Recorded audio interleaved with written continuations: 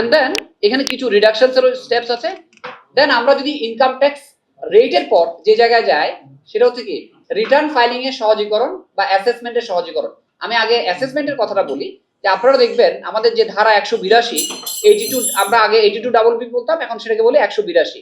সেখানে একটা কমপ্লিকেটেড অডিটের প্রসেস ছিল, সেই অডিটের প্রসেসটা সিম্পলিফাইড করা হয়েছে এবছর, মানে সিম্পলিফাইড করা হয়েছে। আমরা এটাকে ওয়েলকাম করি, মানে ইনস্টিটিউটের পক্ষ থেকে অবশ্যই আমরা এটা ওয়েলকাম করি। বাট দিনের শেষে গিয়ে এটা সফল বাস্তবায়ন ডিপেন্ড করবে কত সুন্দর অডিট ম্যানুয়াল ডেভেলপ করা হয়।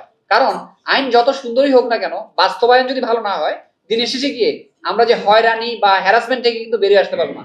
আমাদের ইনস্টিটিউটের লিডারশিপ অলওয়েজ ছিল, আমরা প্রত্যেকটা ক্ষেত্রে নতুন আইন করার ক্ষেত্রে, এই যে ডিভিসির ক্ষেত্রে, প্রত্যেকটা ক্ষেত্রে আমরা পার্টনারশিপে কাজ করেছি জাতীয় রাজস্ব বোর্ডের ক্ষেত্রে সাথে। তো আমরা মনে করি এই নতুন যে অডিটের প্রসেস করা হয়েছে এই ম্যানুয়ালের কাজে আমরা যদি জয়েন্টলি করতে পারি তাহলে এই হয়রানি মুক্ত অ্যাসেসমেন্ট আমরা দিতে পারবো বলে আমরা মনে করি। সো আমরা জাতীয় রাজস্ব বোর্ডকে এই বিষয়ে আহ্বান জানাবো।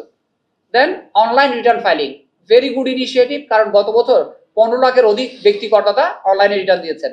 এবং আমরা জানি যে এনবিআর ইনিশিয়েটিভ নিয়েছে যে আমরা যেন একদম ফেসলেস কাজগুলো করতে পারি, এর মধ্যে ইটিং করতে পারি। এখন রিটার্ন আসছে, আগামী বছর সকলকে অনলাইনে রিটার্ন দেওয়ার জন্য কি বাধ্যতামূলক করা হবে। সো আমরা মনে করি টেকনোলজি পার্টনার হিসেবে আইসিএবি ইজ অলরেডি টেস্টেড ডিভিসির জন্য। কারণ জাতীয় রাজস্ব বোর্ড অনলাইনের জন্য যে প্রকল্পটা নিচ্ছে সেই প্রকল্পটা 1000 কোটি টাকার উপরে।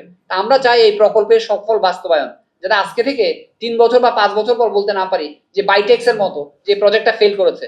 তো আমরা মনে করি যে হ্যারাসমেন্ট কমানোর জন্য একমাত্র উপায় হচ্ছে কি ইন্টিগ্রেটেড ডিজিটালাইজেশন।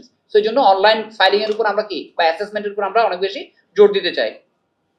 দেন ট্যাক্স এক্সাম্পশন, এখানেও কিন্তু একটা ভালো ইনিশিয়েটিভ আপাত দৃষ্টিতে মনে হচ্ছে। আগে দেখা যেত এনবিআর কেস টু কেস বেসিসে কি দিত, আপনার কর ছাড় দিত।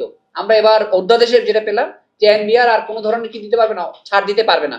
ইনকাম ট্যাক্স, ভিএটি বা কাস্টমস যে কোনো ছাড় হোক সেটা আসবে পার্লামেন্ট থেকে। সো আমরা ওয়েলকাম করি এই ধরনের ইনিশিয়েটিভ।